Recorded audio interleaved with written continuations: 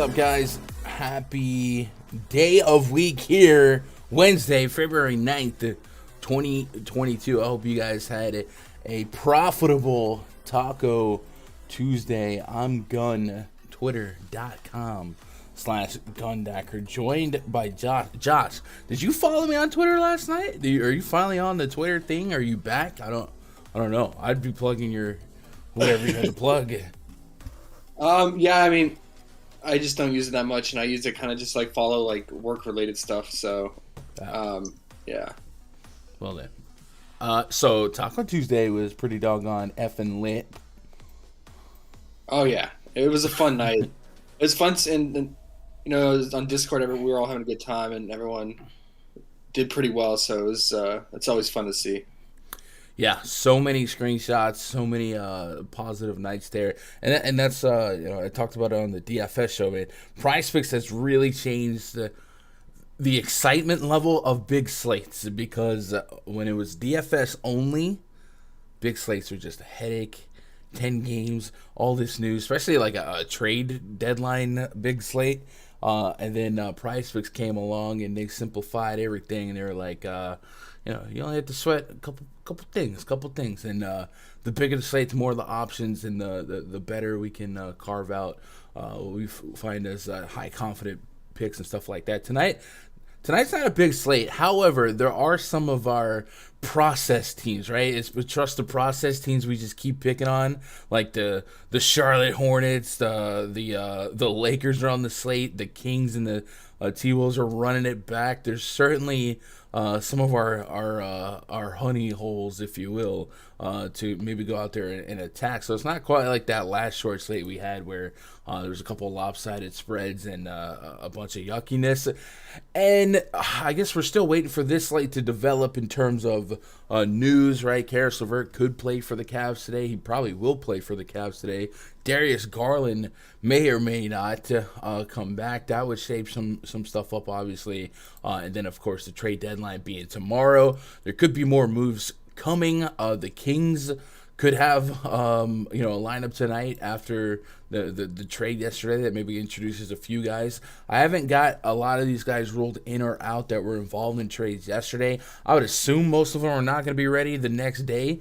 Trade processing and all that stuff, but we'll see. But we don't have definitive news, so we don't have a whole lot of stuff to choose from on the PrizePicks boards right now. But we got enough, and we certainly have Chicago Bulls stuff, and that's against the Hornets. That's one of the spots where we were starting with, and I think we will probably start there today. Remind you guys, this stream powered by RunDFS.com. If you guys want to get access to my spreadsheet projections, the prop detector that Josh has been upkeeping, and most lucratively, most importantly, perhaps, the RunDFS.com VIP Discord, and that prop detector or that PrizePicks and prop channel is taken over. I think that might be more active than the NBA lately, just because you guys are out there just crushing it. I mean, all hours of the night, so many good minds in there, just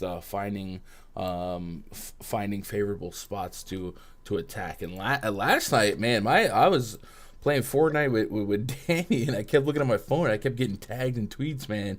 And this is what you love to see, dog. I mean, you just love to see people flipping money and crediting stuff like this stream for stirring the brain on some of these picks. So shout out to you guys that are hit me up on Twitter. That boy Tez, Quinn was on the show Monday, and he made it happen in the chat right now. He made it happen, flipping a K on a Chris Paul over points, Duarte over points, Torrey Craig. He just said, you know what, Pacers got nobody. I'm taking them all. Julius Randle rebounds, hooked it. I dig that. And CJ Ellaby over 1.5 assists. So none of that was really on my board, but I appreciate the love.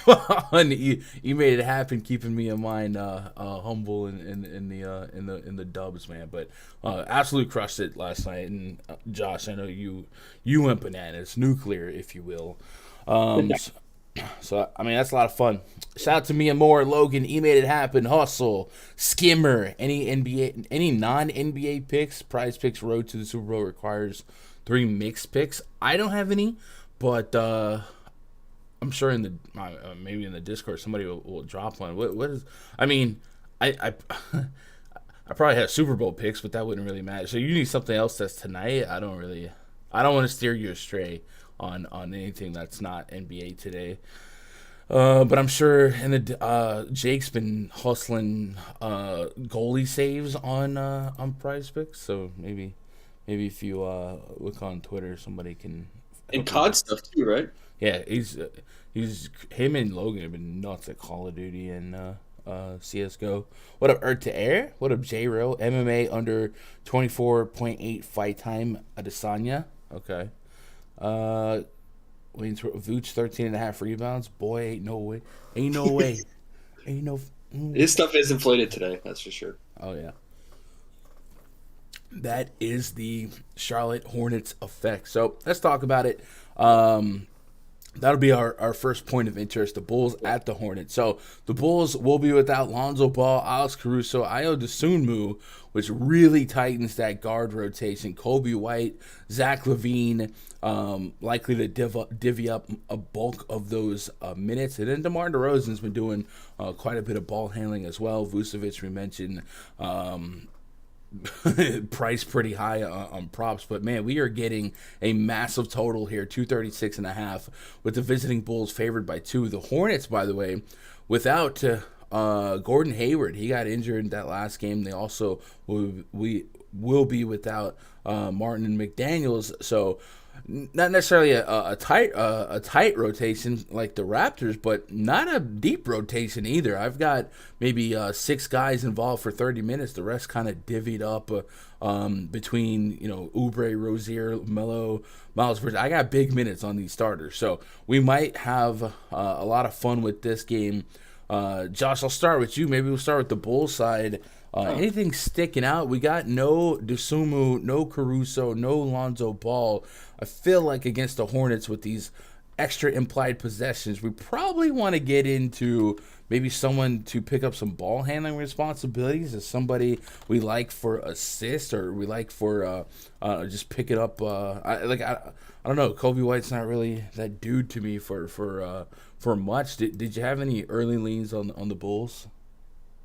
The first one that stood out to me was Zach LaVine, just because he's going to put up a lot of shots in this game environment, and the Hornets really struggle against 3-point shooting and guarding the perimeter, so this is prime spot for him. And I like his point prop. I mean, it's right at his season average, so it's not inflated like the other guys' props are on the Bulls. So 24.5, I like that. For the assists, they did bump up DeRozan from 5. He's been hanging around 5.5, and they bumped him to 6 now. So he's been getting around that 6 or 7 at times. So it might push. It might be at the risk of getting a push on that. I can see it though. I mean, with Ayo out, it could be something to get to. And if you wanted to pair it with like the LaVine points, but LaVine did distribute last game, his first game coming back. So if you didn't want to get on LaVine's points, I could see his 5.5 assists as well. Because someone, like you said, someone's got to pick it up, right? So Yeah. You would imagine ball handling to be picked up by one of these on-ball facilitators. When I ran DeRozan, LaVine on Caruso, Dosunmu, and Lonzo Ball off, I get a 21% assist rate for LaVine, 25.6% assist rate on DeRozan. Context, though, it's just 227 possessions, 109 minutes, nothing crazy, but maybe an early lean. DeRozan over a point per minute, LaVine, Kobe White, and Vucevic. I'll say Vucevic almost at 1.5 points per minute, but Kobe White almost at 1 point per minute. So it certainly feels like many different Bulls routes will be lucrative today. Maybe we run multiple cards and we kind of correlate assist and real points. But LaVine and DeRozan have been just the bulk of real points this season. But I'm with you on Levine. Like you said, Levine at 24.5 real points. On the season, Levine's averaging 24.8. So it is Yeah. below his season average. And it's the freaking Hornets, bro. My boy Chris back in the day, when we would do streams. I'm talking like 5-6 years ago. The Atlanta Hawks used to be like the worst defense ever, and I'd be like, yo, dude, why do you like this random guard? He'd be like, fam, it's the Hawks. Like he wouldn't even do any type of analytical breakdown. Just like, fam, it's the Hornets. So Zach Levine, real points looks pretty good. You mentioned the 3-pointers. I don't mind 3-point shots from him or Kobe White. Kobe White's also a guy that will pull up from the logo if he has to. He's at 2.5 3-pointers made, and if he's gonna have an opportunity to play over 30 minutes, and we're digging, Levine or DeRozan for assists, it does feed into the hands of Kobe White, and most of Kobe White's shot attempts will be 3-pointers. In this pace-up matchup, I definitely could get behind that 5-8, 5-7 3-pointer attempts. And we're talking games where he got 30 or less minutes. In the absence of Dosunmu, he could get 35-plus minutes in this spot. So I'm kind of privy to Kobe White over 2.5 threes. Looking at the live chat, I think somebody else mentioned Wayne's World says I actually like Kobe White 2.5 threes if DeRozan and Levine pass the dang ball. Yeah, so that makes a lot of sense. That's the thing, right? That's the risk, like because they're such usage hogs. Like that's why also Vooch takes such a big dip when all these guys are in, right? Like that, I could get under Vooch's 20.5 points. I took that last time and it worked out with Levine being back. So it's always a risk. Yeah, so Vooch's usage rate is definitely third behind DeRozan and Levine. His fantasy point per minute is the highest. He's at almost 1.5 fantasy point per minute in this split. So I guess that's on account of like rebounds and he can get some assists here and there as well. He's at 42.5 fantasy points. This isn't something he's touched in his last 2 games. I will say, Suns. That Suns game was the 4th game, 5 nights. It was just a tough stretch. The Philly game, you're getting Matisse Thybulle, Joel Embiid. It wasn't like a gimme matchup. The front court for the Hornets has been glorious all year long. I've got them for about 49 fantasy points on PrizePicks, so I'm getting nearly a 6-point margin of difference. So I could get behind that, and then on PRA, same thing. But I guess I get what you're saying with DeRozan and Levine back. Everyone else feels like gritting your teeth, hoping they get involved. I do think the 2.5 Kobe White 3-point attempts is there for me. And then, hey man, it wasn't that long ago you were behind some Javonte Green PRA. This matchup is good. He missed it by 1 and a hook against Phoenix. Prior to that, it was just clearing it every day. The Hornets are the Hornets. Is this like a baby version of the McCall Bridges PRA? Do you like some Green over 16.5 today? Yeah, I mean maybe he picks up his assists too. Like he had like a few last game, and with Io out, yeah. I mean it's a good game environment for him in this for this PRA prop. Yeah. All right. So I mean, there's definitely not much to not like here. Yeah. Yeah. And then I've been experimenting with like running several different cards that like are correlated. So like maybe like a DeRozan assist with Levine points and vice versa. I think that's kind of like not I don't want to say extreme example because DeRozan and Levine literally could both have 30 real points each. They've been bananas this year, but in general, when you have two spots like that, like Jaylen Brown, Jason Tatum, guys like that. Anyway, looking at the live chat here, Skimmer says thanks, Con. Don't have access to Discord. I'm not condoning leaving the Osmo, but hey, if you jump in, you jump in. We'll be here. Who's gonna win this Bulls game? I think I think that's tough. Man, the Bulls are due, right? Like I saw a stat that it was kind of crazy that DeRozan is the only player besides Michael Jordan in 1988 to score more than 35 points in back-to-back games and then lose both games. I mean, he's just trying his best out there, right? Yeah. Yeah, I think yeah, it's closer to a coin flip. Hornets being down Hayward, I don't even think that's like a massive hit because of how deep they are. Kelly Oubre, PJ Washington just pick up extra minutes. Yeah, I don't. There's a coin flip for me. I don't really have a lean. I guess we'd go with Vegas. Vegas giving 2 points to the or 2 point spread to the visiting Bulls here. Zach LaVine, I think we mentioned. Did I mention that he joined the 3 point contest? So maybe Yeah. maybe he'll flex today and make us take some ill-advised bets on him. CJ says any interest in Patrick Beverly? Yeah, we'll get there. Usually with Beverly, I'm interested in like his assists or his peripheral props. I don't really dabble much else.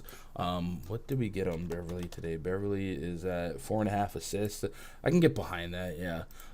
Before we get out of this game though, let's look at the Hornets side. As we mentioned, there is no Gordon Hayward. He got injured really quick last game, and they didn't get too deep. And I guess, maybe there wasn't just enough game timeouts because Nick Nurse doesn't rotate people. But after Hayward went down, Kelly Oubre came in, and then Kelly Oubre started the second half, and he played 38 minutes while LaMelo played 44 minutes.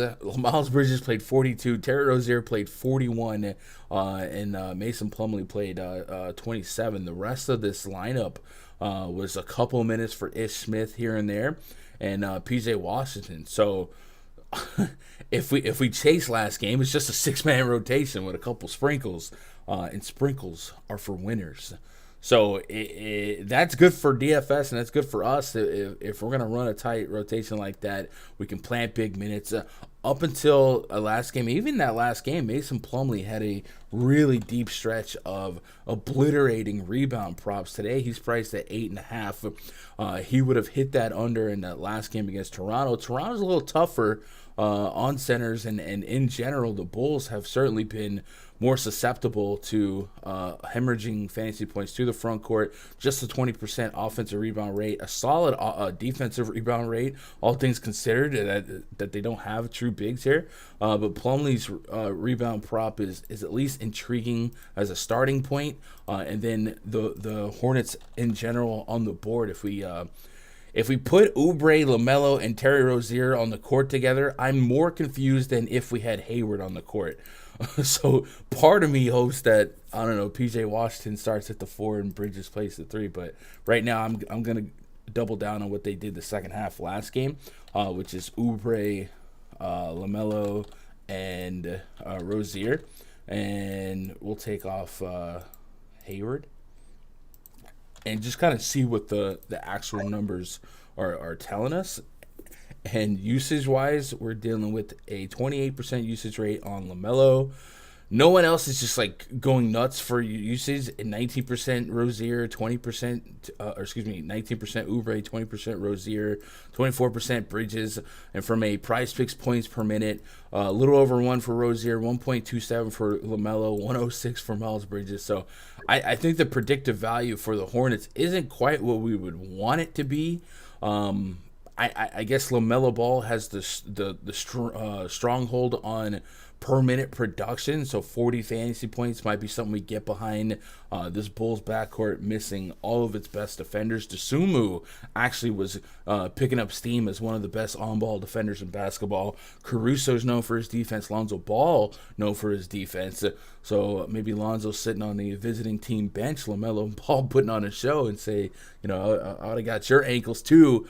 I think LaMelo Ball 40.5 fantasy points makes a lot of sense here from this maybe upgraded matchup positively. I got him for 52 fantasy points. That's a 12-point gap. So I guess if I had to get some Hornets, that would be my starting point. Do you have any other leans here on the Hornets? I think it gets pretty volatile. Terry Rozier, real points is at least intriguing if we buy into a implied 117, 119 points. Any Hornets action for you? Yeah, that was the first one that stood out to me was the LaMelo 40 fantasy points, just because of that large differential on our projections. And then the other one I could get on was Bridges. I can get on his fantasy points at 36. It's a good matchup for him as well, I feel like. So. Yeah, I can get behind that. Power forwards against the Chicago Bulls have certainly been a fruitful Yeah.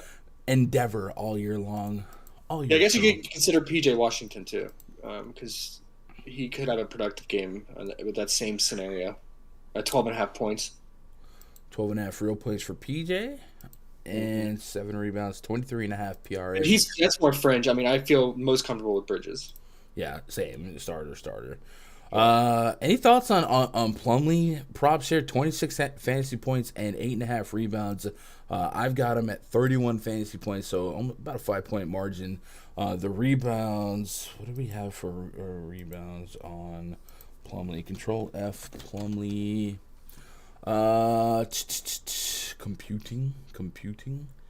Plumlee, I had him at 9.5 rebounds. Yes. What happened last game? His minutes were going up before the last game, and then they went down again because PJ Washington, I guess, started playing better. I think the Hornets started trailing big, and they just needed scorers out there, and I guess PJ, Miles Bridges, Oubre, spreading the court a little bit more.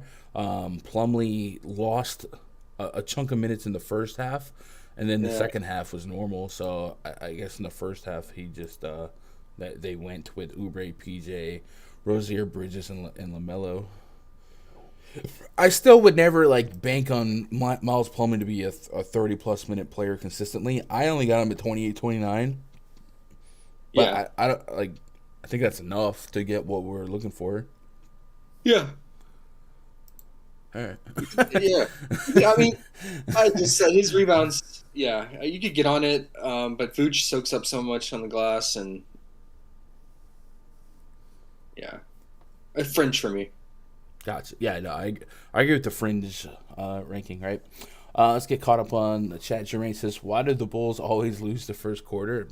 I don't know. If you mean just recently, they've had a really tough stretch of games, man. 4 games, 5 nights. First game with the overtime, then 2 games they had no Zach LaVine. The fourth game was against the Phoenix freaking Suns. So it was a really rough stretch lately. But I don't have the season numbers on me in terms of first quarter splits, right? Arizona Drama says, "Man, Gun, I had a 19 leg parlay. Hold up. Last night was paying out $12K. What? what was it, a 50-cent parlay? 19 leg parlay for $12K, bro? I'd be expecting you to be a millionaire. I had 18 out of 19 right. I needed 2 more rebounds from Wendell Carter Jr. Oof, that's tough, man. Don't you hate that? There's not. Yeah. That's probably got to be one of the worst stings in all of sports betting is to have a million leg parlay and 999,999 of them hit, and then it's just that one. Why isn't the chat working again? I just noticed that it's not on the screen. I don't know, chat. That's weird. Worked yesterday. It has a mind of its own. Plumlee 12 rebounds. I mean I have him over this number, but I get what Josh is saying. It's definitely not a lock here. What about Vooch rebounds and assists? So the numbers say Vooch generates the most fantasy points per minute while on the court with DeRozan and LaVine. So his 42 fantasy point would probably be where I start. Rebounds is fine. I think I'd throw a blanket over all of it with fantasy points, but rebounds is at 13. I don't think I would bet Rudy Gobert at 13. You know what I mean? That's a tough number to sweat. You have him at the projections have him at 34 PRA too. That's 4 below his prop. So yeah, I just don't want to sweat 13 rebounds in a parlay setting. Obviously you can get it, but that's a lot of freaking rebounds. So I'd rather take the fantasy score. It opened at 13 and a half. It's going down because people are just clicking that under. Yeah. I mean, that's a lot. That is a lot. But he's a beast. So I did. When it comes to picking out stuff on Prize Picks, we don't like fringe, right? Fringe is for plus money on an individual prop bet on a sports book, man. We like safety, and sweating 13 rebounds is just not it for me. So. Ryan Ware says James Harden wants to trade. Yeah, I saw that earlier, Hollywood. Something might come through today. Harden's been held out. I also think Russell, after looking at it last night with the Lakers, I don't know that the GM's gonna go to sleep until they make or they exhaust every effort to get Westbrook out there. It's getting ugly, and it's not. All sides have a gripe. Westbrook's like he's earned his right to close. Vogel's being cryptic. LeBron James is doing press conferences with AD by his side, saying that he literally said the Lakers can't be on the Bucks level with this team. So it's bad. So I don't know. I think we might see them try something, but we'll see. Arizona says, I'm making a rule to never bet Magic guys. Last game, it was Cole versus Celtics, needed 15. And then Cole pops off last night, right? I want the under on PRA for Vooch. It is priced pretty high, but the PRA is at 38.5, right? If you convert that to fantasy points based on their scoring, PRA, rebounds are not 1-to-1. Assists aren't 1 point. So I don't understand why anyone would take the PRA, not the fantasy points here. It doesn't make sense to me. No. And then the fantasy points would, if he falls into a block or a steal or something like that, would also compensate. So there's the lines on Vooch just aren't adding up. 2 steals, 3 blocks. I guess there's a couple turnovers for the -1s. He can get up to 4, up to 5 sometimes, but I think in this spot, 2.5 is a little bit more of the expectation. This line's ridiculous when the fantasy point line is right next to it. Somehow it's gonna burn me. He's gonna have 10 turnovers with 40 PRA. Anyway, Raptors at the Thunder. So I think this is a intriguing spot. We shouldn't have much to worry about in terms of this game for trades and rest. I don't know that the Raptors are shopping much. Heard them attached to a couple of trade scenarios where they got I don't know, Miles Turner or some center or something like that. But for the most part, I think we're pretty good to go. The Thunder, God knows, they got enough draft picks that they're probably not shopping anything for this season. Maybe they, get some buyouts or something like that. But for the most part, I don't have anything that we're hinging on. What we do have is a 204.5 spread with a 204. I need coffee. 204.5 point total with a 10-point spread in favor of the Raptors. So pretty lopsided spread. The Thunder have been scrappy defensively. Offensively, they just don't have the firepower. But the Raptors come to town with, we talked about the Hornets playing a tight rotation. There's no tighter rotation in all of basketball than the Toronto Raptors. 37 minutes plus is a good starting point for all of their starters. And the Thunder are really a team that we can pick on at really any position. Lou Dort, obviously, scrappy defensively, and their team defense is above average. But front courts have been a fruitful spot to attack. And I know last night we talked about the thought of maybe Pascal Siakam having something we can get behind. When we look at the Thunder in terms of what they're allowing, well, they're allowing amongst the most blocks per game in the league, and then an elevated amount of threes per game. But Siakam's a good starting point because for fantasy-wise, they've allowed amongst the most fantasy points per game to opposing centers. So Siakam's lines came out as 35.5 PRA, 45 fantasy points. So, chat, you guys see this? You see this 10-point difference between fantasy point and PRA? That's what I mean by Vooch's line, right? Vooch's PRA is so close to fantasy points. I just don't get it. Did you have a starting point on where you want to, or if you want to get to some Raptors action, and did you have some thoughts on these Siakam numbers? Yeah, Siakam I could get on his fantasy point again. Like you said, just prime matchup in the paint against OKC.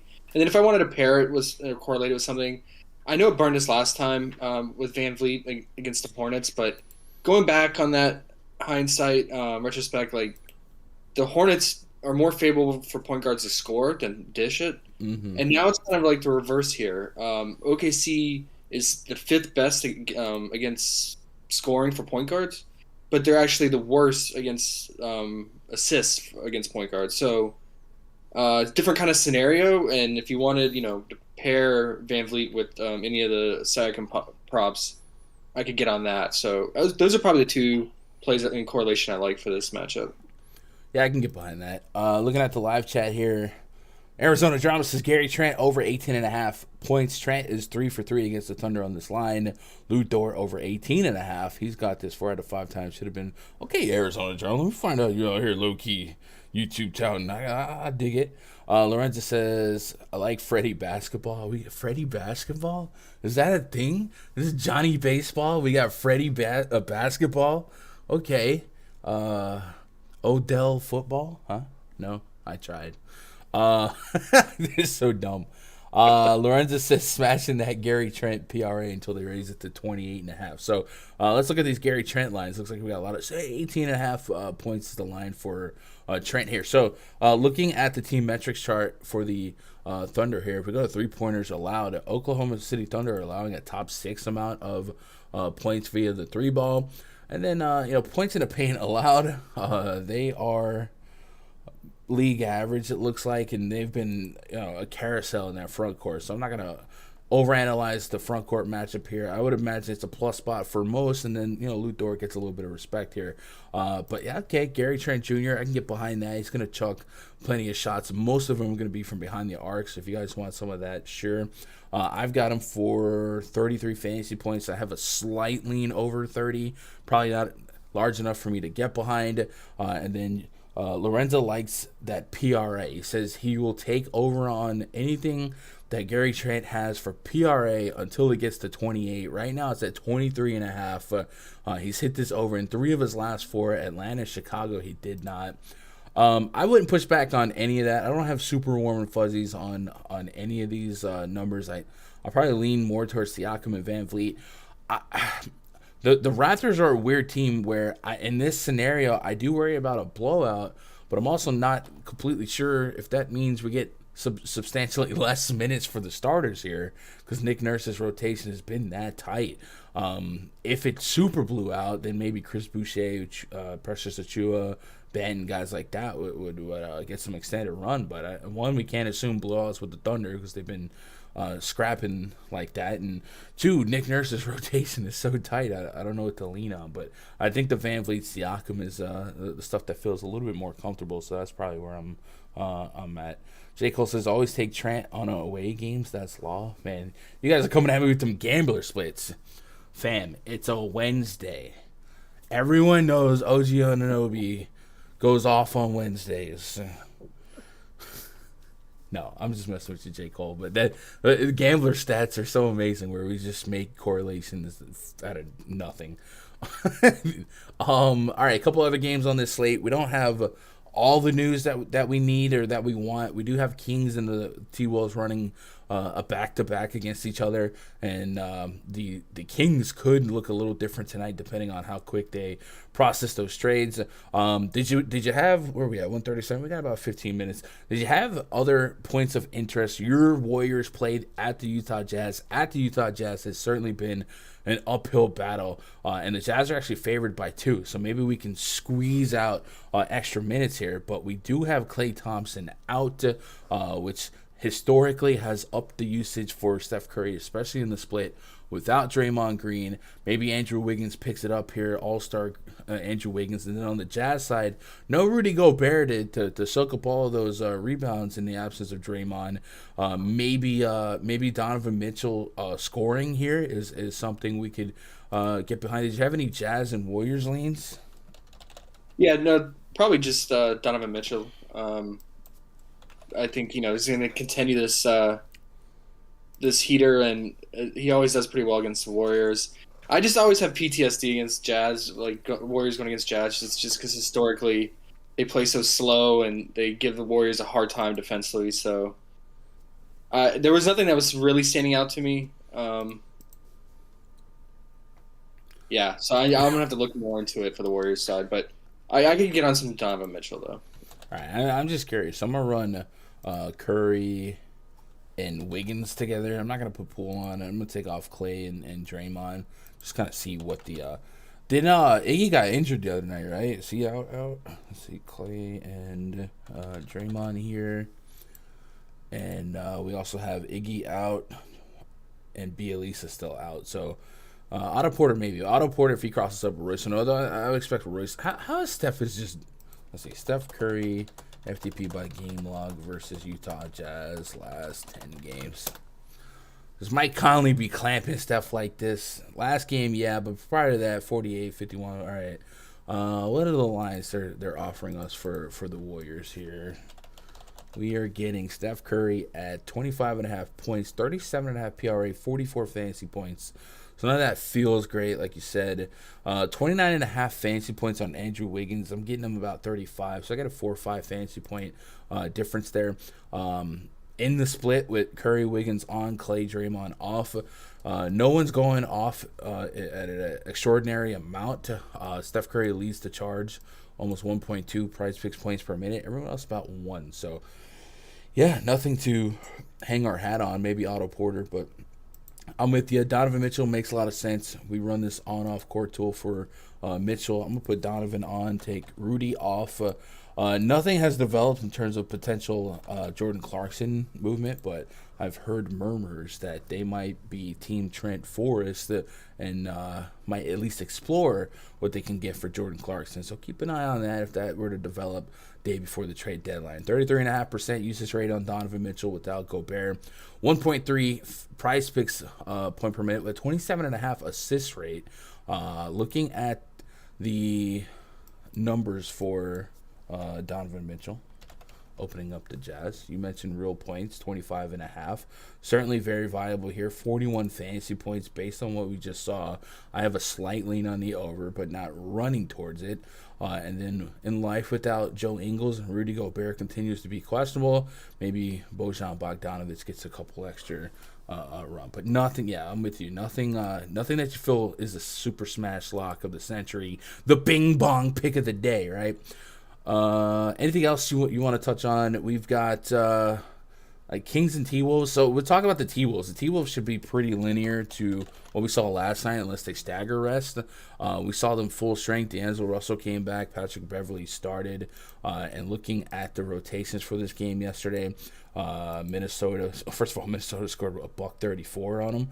Patrick Beverley started, played 22 minutes, didn't touch the court in the fourth quarter. The only starters that touched the court in the fourth quarter were Cat and Edwards. Might expect more of the same on night 2 of a back-to-back, but help is on the way. Maybe they get Sabonis cleared in time today. I'm not sure. The spread for this game is 9, so it kind of leaves the door open for a repeat. Any interest in this game or any other game that we haven't talked about before we get out of here? So I haven't taken Edwards under points whenever they're fully healthy with D'Lo back. He did have a bad shooting night though. I mean, he shot 2 of 12, so he might pick it up again. He might pick it up in this rematch. He had an off day, right? Yeah, that's sure. That's Davion Mitchell's nickname. Okay. He's a good defender, and they call him Off Day. Yeah. I mean, maybe it's another one, right? So, what does he have right now? 21.5 points. Yeah, 21.5 real points. Yeah, I could get back on that. And yeah, I guess makes me nervous with Pat Bev on a back-to-back. He doesn't have any tags on him, right? No. That 4.5 assists, man. He hits that more than he does. Yeah, I know. That's what I was leaning towards. So yeah, I'd say those two. I think Cat. I mean, he could have another solid night again. He barely got up his point prop though. 20. He got 25, and I think the prop was 24.5. Yeah. Then in King's side, I mean, I was on Harrison Barnes. I really liked him, and he came through on his point prop. Although he did make all 12 of his free throws. He went 12 of 12 at the line. So that might be a little anomaly there. So, yeah, I don't have any Kings lines right now, but it should be noted that Tyrese Halliburton, of course, was traded, and Darren Fox was like ready to go, no restrictions. So if Fox can go again on night 2 of a back-to-back with no restrictions, you know he's going to lead the team in usage, lead the team in shot attempts. If Sabonis did come back or come into the picture today, it might shake things up. I feel like you're not going to be ready the next day, but right now I got him in for 30 minutes just to see what the numbers would give me. But Darren Fox, without Halliburton, without Terrence Davis, this is a spot where he would probably have over 30% usage rate. And if we had a real point prop of, I don't know, under 24.5 points. I might be interested in some action on that. Last night, 29 points. And then, this season without Halliburton, it's just been a useless monster. Darren Fox. Let's go FTP by game log without Tyrese Halliburton last 10 games. And just look at the real points that spits back. 29, 27. There's a 14 against Houston, which is crazy, but only played 26 minutes. 37, 24, 32, 23. So if we get a line that's closer to 20 than 30, I might be interested in the over, assuming that Fox is good to go. I thought he was live to be limited yesterday after missing so many games, but he came off with no leash. So I'm interested to see what they got for Fox. And then yesterday we saw Rashawn Holmes not played. They started Damian Jones, and Holmes is, after the Sabonis move, has to be a guy that they are looking to shop. They listed him out with personal reasons, but I would be stunned if they haven't made phone calls that mention Rashawn Holmes as part of a trade option. So if Holmes didn't play again today, we might run back Damian Jones, especially if Sabonis wouldn't be ready to go today. Jones played 29 minutes last night, 36 fantasy points, and a couple peripherals in every category. So something to keep an eye on. Certainly hope we get more news, more definitive news before lock, and I'll be tailing all this stuff on the next 2 hours on the DFS show, but certainly some stuff to watch on the Kings that could maybe make some edge here. And then Lakers and the Blazers, man. Talk about teams that might make moves and teams that have made moves. Lakers, night two of a back-to-back. I haven't heard any speculation on guys resting. LeBron James, we liked him for 6.5 assists yesterday. He got 8. He's been doing a lot more ball handling lately. 7 assists against a completely depleted Blazers team. They are 9.5-point favorites, but you can't bank on the Lakers to do much in terms of domination. Did anything stand out to you in the Lakers-Blazers game? Yeah, I'm gonna go back to attacking the Blazers in the paint. Wendell Carter had a good game yesterday, like I thought he would. So I'm gonna get on AD if he plays. This is under assumption everyone's playing. I'm gonna go AD over 22.5 points. And then I like Monk. I think he's going to keep up this usage and efficiency. He helped carry the Lakers back into that game last night, like the previous game. So, and his point prop hasn't changed. It's still at 15.5. So I can get on that against this porous Blazers defense. And I'm not sure about LeBron. Do you want to get back on his assists? Do you want to get on his points? I mean, one thing I did yesterday is I took his over on his assists, and then I went under on Westbrook's assists. And Westbrook got under, but by barely. I think he had 5 assists. So it could be a bounce-back game for Westbrook. I don't know. Or maybe he's just done. I was wrapped up in the drama last night after that game. It's bad. Russell Westbrook, again, got benched. He did not close. He did not play in the overtime against the Knicks. Frank Vogel has beat around the bush, but the writing's on the wall, man. Vogel doesn't trust Westbrook. The fans have turned on him, and Westbrook, he's kind of pushed back. It's a lot of passive aggressiveness in front of the cameras, but it's bad. And I think if Westbrook's going to be not included in pivotal moments, it puts the ball in LeBron's hands more as the point guard. And then I'm with you. Malik Monk's 15.5 real points feels way too low here as their best shooter, especially from long range. And the Blazers are, a stripped down version of a basketball team, much like the Kings. I don't have a lot of expectations for guys that they added to the roster yesterday to be available tonight.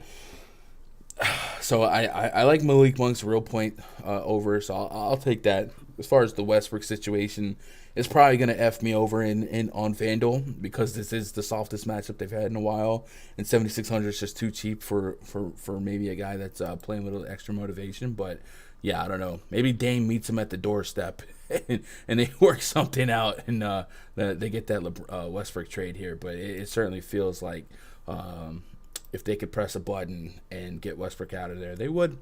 Let me get caught up on chat here before we get out of here.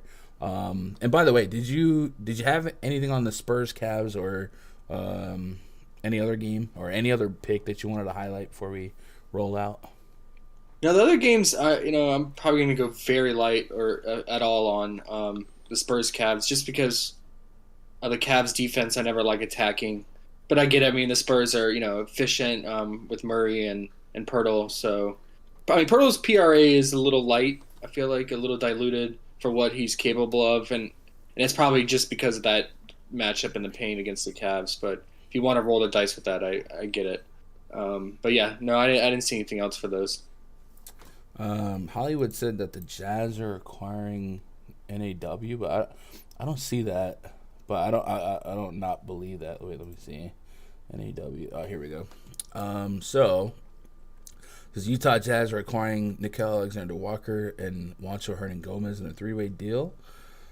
Thomas Satoransky goes to San Antonio. The Blazers will get Joe Ingles, Elijah Hughes, and a second-round pick. So I mentioned the Jazz were considering, or there was rumors that the Jazz could consider shopping NAW, them or shopping Jordan Clarkson. Them getting NAW while developing Trent Forrest makes me wonder if they dangle Jordan Clarkson out there. So some more action, some more movement. Not seeing enough movement out there. We've got trades full sending right now. Full send a membership at rundfs.com. Get in the Discord, man. We'd love to have you. Check out the VIP memberships. I know on the surface it's very DFS centric because that's the core of our research, and I think the transition to prop betting has been pretty easy. But in that spreadsheet, man, it's a one-stop shop. You guys get the prop detector and the player props tabs. This tab has my projections as a companion to shopping the PrizePicks lobby, my projected PrizePicks fantasy points, rebounds, assists, PRA, three-pointers made, free throws made, and of course Josh lists his favorite stuff. And in the Discord, it's just a community effort. So if you guys have plays, you want to throw them at other people, and you make money together, we'd love to have you. And then of course for DFS, I can hold your hand and make it be great as well. We'll have some fun here. Let's get caught up on chat, and then we'll roll out. What up, Elvin? Off day Mitch Conley points. NAW got traded again. How you get traded on your day off? My favorite prop bet is Terry Rozier under steals and blocks. Is Rory all right? Gideon Dort, my favorite PRA plays. What up, Jason? Yeah, man, we didn't really give the Thunder much credence, but I guess Dort and Giddey certainly without SGA have plenty of air and opportunity. Giddey at 25.5, he has smoked that line in every game in his last 5. But the Toronto Raptors certainly the toughest matchup of the stretch here when we look at the last 5. But is it discounted enough for the matchup? Maybe not. 25.5 certainly something he could beat.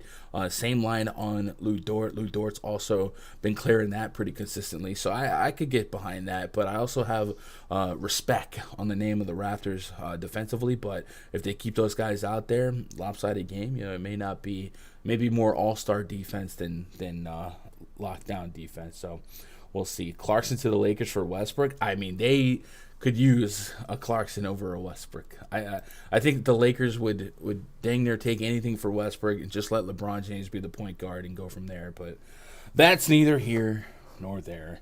Barnes hit 18.5 points over in the first half with no Halliburton or Buddy Hield. Need the Kings news stat. That's a good call out, Wayne. Certainly a different look Kings team without Halliburton, without Buddy Hield, without Terrence Davis minutes. So and their front court got a little bit different. So I don't think that's crazy. Mo Harkless also got hurt, right? Not that we think of Harkless as a massive usage guy, but lately has been representing double-digit shot attempts. So if Harkless is down again, yeah, we might get some deeper opportunity for Harrison Barnes. I don't think that's crazy. Love that Giddey PRA card. Let's get it. 80 over points, Fox over points, Levine over points. I'm with that, Jermaine. Yeah, I'm with all that. I think I'm on Fox points no matter what. Like, I don't think Sabonis would come in immediately and hurt that. So, yeah, I like that Fox call. Hopefully they put up a line. They haven't put up a line yet. That's why I didn't have that co-signed fully, right? Fox, nope, no line yet. Chat, I'll be right back in a couple minutes. We're going to be talking this slate in depth, game by game, from a FanDuel DraftKings point of view as well. But we're not giving up on the PrizePicks props either. We'll be looking at everything as news develops, maybe more trades happen, and more lines get posted. So if you guys want to hang out with me for another couple hours, right after this video, man, I guess it'll start playing the next one, man. Josh, any hot takes, fire calls before we get out of here? No, we went over. I mean, just gotta be careful with these small slates, right? Just hopefully because these last or the 2 games that you hone in on, you gotta hope they don't blow out or some weird game script happens, right? So, Pick your battles. Pick your battles. Don't make stuff happen that ain't there. That's why we like those big slates. I think tomorrow will probably be another big slate, but. All right, appreciate your time. The mad scientist of NBA props. It works when he doesn't have the hat. All right, chat. See you in a little bit. I love you guys. Good luck. God bless. Go in some money.